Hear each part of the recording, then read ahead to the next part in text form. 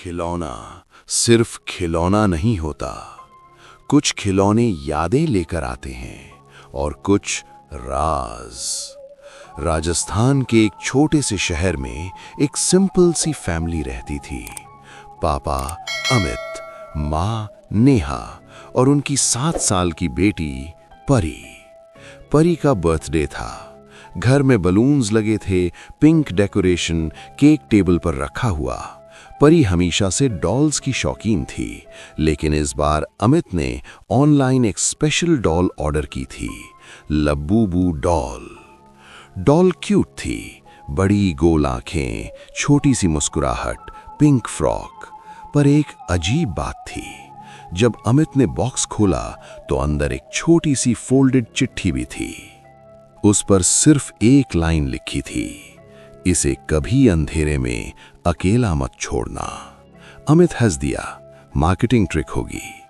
Party खत्म हुई। परी ने डॉल को जोर से गले लगाया और कहा, अब तुम मेरी बेस्ट फ्रेंड हो।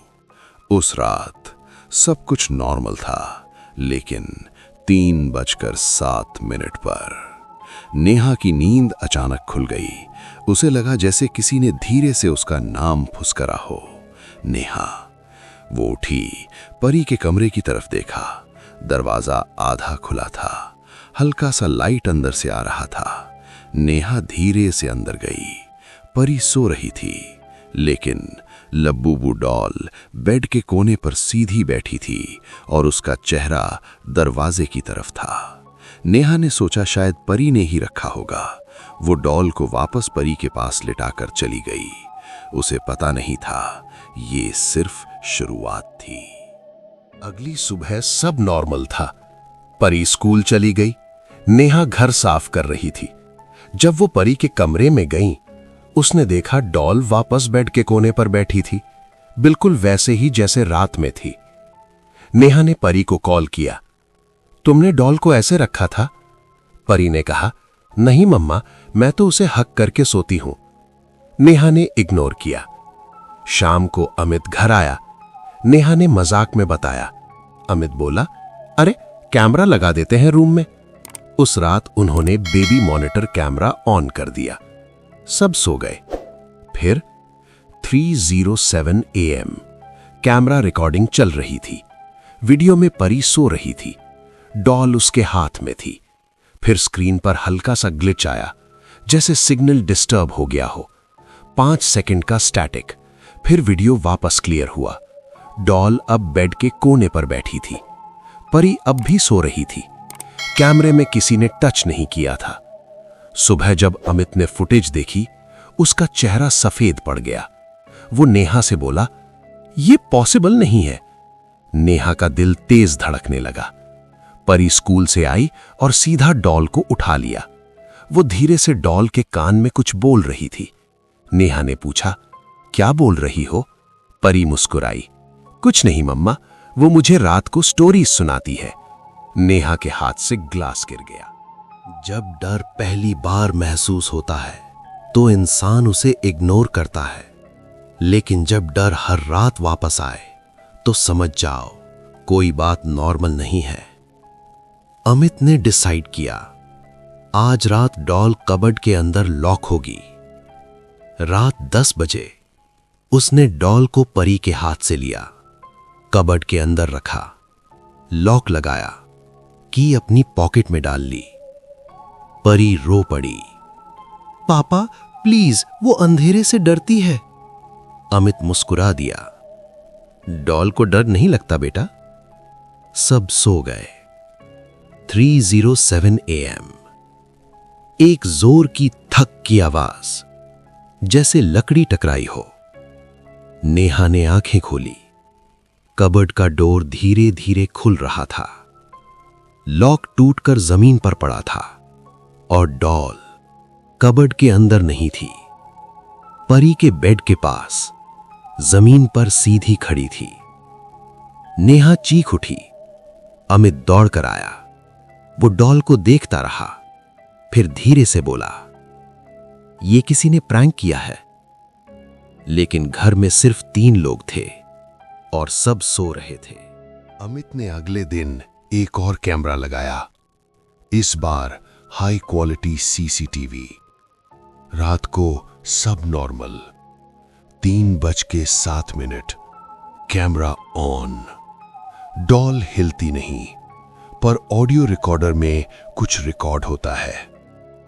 सुबह जब अमित ने फुटेज चेक की, वीडियो में सब नॉर्मल था, लेकिन ऑडियो फाइल में एक हल्की सी बच्ची की आवाज, मैं अकेली हूं।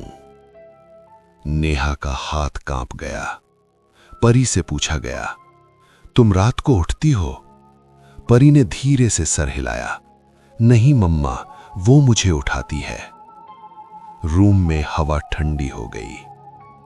उस रात परी ने सोते हुए आंखें खोली, सीधा कैमरा की तरफ देखा और धीरे से बोला, उसे पसंद नहीं कि आप देख रहे हो।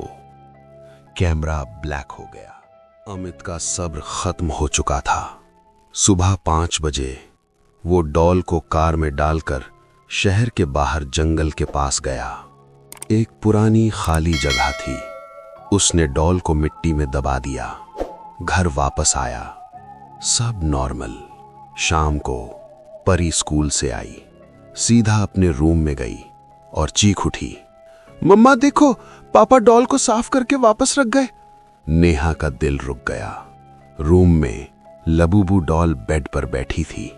उसकी फ्रॉक पर मिट्टी लगी हुई थी, बिल्कुल वही मिट्टी जहां अमित ने उसे दफनाया था। अमित का चेहरा पीला पड़ गया। उस रात 3:07। इस बार सिर्फ डॉल नहीं हिली, रूम का दरवाजा खुद बंद हो गया और अंदर से बच्ची की जोर जोर से हंसी सुनाई दी। अमित ने इंटरनेट पर रिसर्च शुरू की। उसे पता चला ये डॉल लिमिटेड एडिशन नहीं थी, ये एक डिसकंटिन्यूड मॉडल थी। 5 साल पहले एक एक्सीडेंट हुआ था। एक 6 साल की लड़की रिया, उसकी डेथ हो गई थी और उसकी फेवरेट डॉल का नाम था लबूबू। ऑनलाइन फोरम पर लिखा था, जो भी ये डॉल घर ले गया उसने उसे वापस लौटा दिया। अमित का हाथ कांप गया। परी उस वक्त पीछे खड़ी थी। उसने धीरे से कहा, पापा, रिया अब अकेली नहीं है। अमित ने पलट कर देखा। परी की आंखें सीधी थीं, लेकिन उसकी आवाज परी की नहीं थी। हर रात 3:07 पर कुछ होता था, लेकिन उस रात सब कुछ बदलने वाला था। रात बिल्कुल शांत थी। अमित और नेहा ने डिसाइड किया था, आज दोनों जागते रहेंगे। क्लॉक ने 3:06 दिखाया। रूम में हल्की ब्लू नाइट लाइट जल रही थी। परी अपने बेड पर सो रही थी। लबूबू डॉल शेल्फ पर रखी थी। 3:07। लाइट फ्लिकर हुई। 1 सेकंड के लिए पूरा रूम अंधेरा हो गया। फिर लाइट वापस आई। परी बेड पर नहीं थी। ब्लैंकेट जमीन पर गिरा हुआ था। विंडो बंद थी। डोर अंदर से लॉक्ड था। नेहा चीख पड़ी, परी! रूम में सिर्फ एक चीज बदली थी। डॉल अब शेल्फ पर नहीं थी, वो बेड के बीच में बैठी थी और उसकी आंखें जैसे थोड़ी ज्यादा चमक रही थीं। अमित ने पूरा घर सर्च किया, बाथरूम, किचन, टेरेस, परी कहीं नहीं थी। फिर उन्हें एक आवाज सुनाई दी, कबर्ड के अंदर से, हल्की सी सिसकियां। अमित ने कबर्ड खोला। अंदर अंधेरा और एक कोने में परी बैठी थी, आंखें बंद, हाथ में डॉल पकड़ी हुई। वो धीरे से बोल रही थी, मैं उसके साथ जा रही हूं। कभी कभी डर से भागना सॉल्यूशन नहीं होता, कभी कभी उसका सामना करना पड़ता है। अमित ने परी को जोर से अपनी तरफ खींच लिया। परी ने आंखें खोली। उन आंखों में एक अजीब सा सुकून था। उसने कहा, पापा, वो बुरा नहीं है। नेहा रो पड़ी। कौन बेटा? परी ने डॉल की तरफ देखा।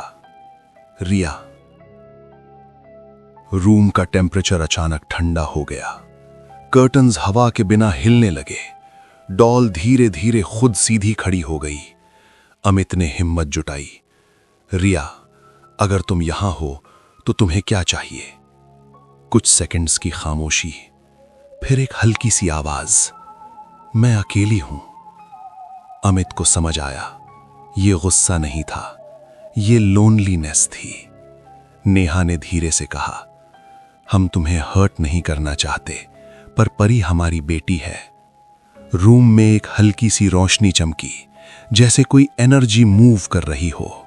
डॉल जमीन पर गिर गई और एक ठंडी हवा का झोंका रूम से बाहर निकल गया। परी बेहोश होकर अमित की बाहों में गिर पड़ी। क्लॉक ने 3:08 दिखाया। सुबह हुई। परी बेड पर थी, बिल्कुल नॉर्मल। उसे रात का कुछ याद नहीं था। अमित ने डॉल को देखा। अब वो बिल्कुल सिंपल थी। उसकी आंखों की चमक गायब थी। अमित ने ऑनलाइन रिया के पेरेंट्स को ढूंढा। उन्हें पता चला एक्सीडेंट के बाद रिया के पेरेंट्स ने घर छोड़ दिया था। डॉल मिसिंग थी। शायद वो किसी तरह मार्केट में वापस आ गई। अमित ने डिसाइड किया, वो डॉल को जलाएगा नहीं, न फेंकेगा।